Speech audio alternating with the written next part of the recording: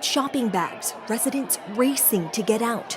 After more than 2 months of a brutal citywide lockdown, Shanghai is finally cracking open the seal. The city's main train station packed with people trying to escape, but actually getting out of here is a treacherous journey. The city says it will fully resume transportation today.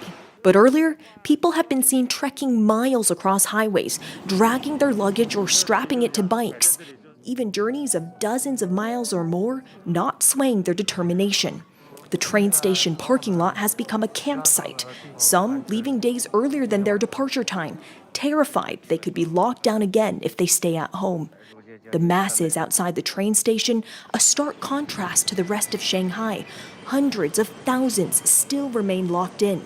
But even the lucky ones allowed out face a laundry list of restrictions. There are checkpoints everywhere. No, this is definitely not freedom. This Shanghai resident and her son, who wished to remain anonymous for fear of persecution from authorities, were finally allowed out after more than 80 days.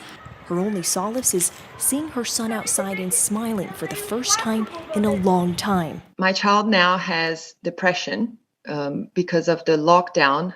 He started waking up at night and crying and shouting and saying there were people wearing masks in his bedroom, and he stopped eating. That harsh reality miles away from what the government wants to show.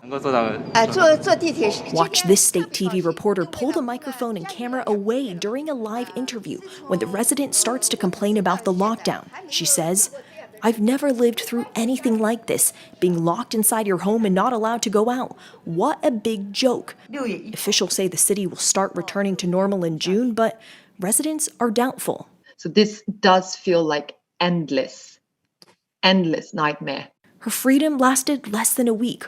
One COVID case was found near her, so she's back to lockdown. For over 2 months, Shanghai has had its freedom taken away, residents imprisoned at home or forced into quarantine centers like these. No one knows when this nightmare will fully end.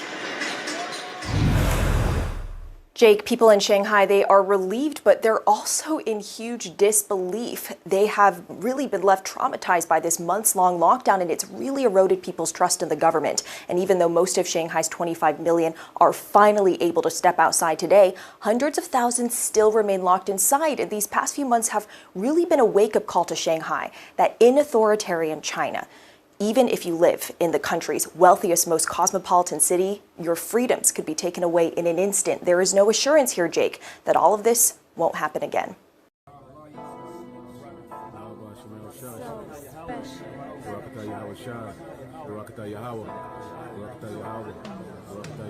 And whatsoever you shall ask in my name, that will I do, that the Father may be glorified in the Son. If you shall ask anything in my name, I will do it. If you love me, keep my commandments.